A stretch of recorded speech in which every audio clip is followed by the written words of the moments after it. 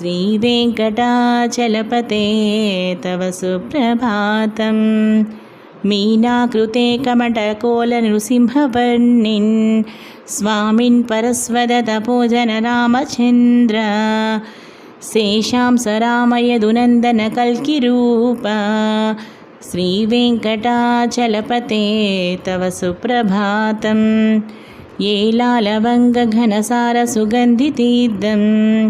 दिव्यं वियत्सरसि हेमघटेषु पूर्णं धृत्वाद्यवैदिकशिखामणयः प्रहृष्टा तिष्ठन्ति वेङ्कटपते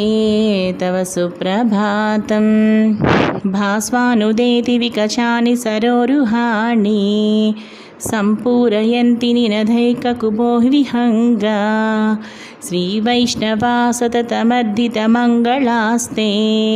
धामाश्रयन्ति